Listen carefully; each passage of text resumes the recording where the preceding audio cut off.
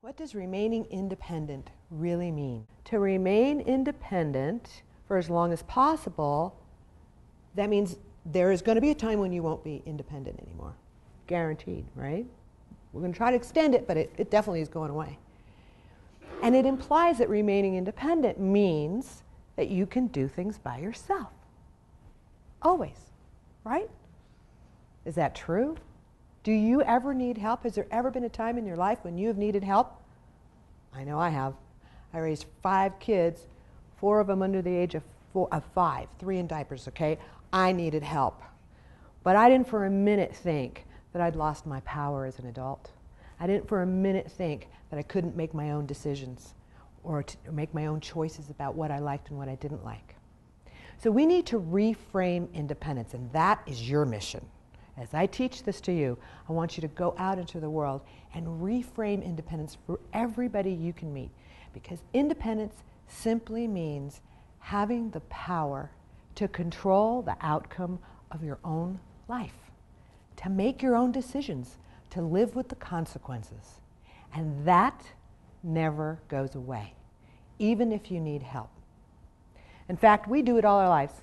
We work at attaining it, and then we work at maintaining it, and then at the end we sustain it. How do we do that? Well, think about that 2-year-old. Everybody have a 2-year-old they can think of throwing a temper tantrum? That big no, ah, right? What are they screaming about? They're fighting for the first time for their autonomy, for their independence, for their right to say, I don't want peas, I want a donut. And yet, on the other side of that independence is their need for their parents still. They still need physical help and care from their parents, right? So there's that balancing between that independence and that need. And we as parents know they have to go through this. This is what's going to help them make separation. This is part of growing up. We want them to do it until we see it again when they're teenagers, right?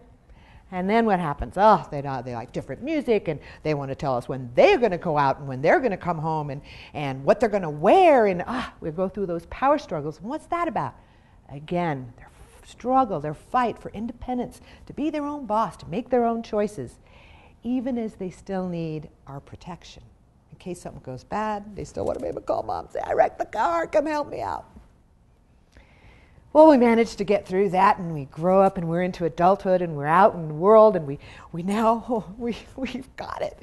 We have our independence. We get to choose where we're going to live. We get to choose what we're going to eat, what time we're going to go to bed. We get to choose what kind of work we're going to do. We have got it. But then there's this yearning, this tugging inside of us to do what? To connect with another. Remember that young love, that need for intimacy. And so here we are again. Now we have the independence, but we have to give a little bit up because there's somebody else we want to consider before we make a decision. It's that struggle that, do I go out with the guys or do I have an intimate dinner for 2? And then time goes on and we manage all and we have children and we learn to balance it and we come to our 50s and whoa, now we really made it. Kids are grown, they're gone. Oh my God, I'm so independent, I'm so free. I don't even have to get a babysitter anymore. I can do whatever I want. And then there's this yearning, this tug inside of us again to find our true purpose, right? To find our mission, to make a difference, to not only support a family, but now to make a difference in the world. So there's that struggle.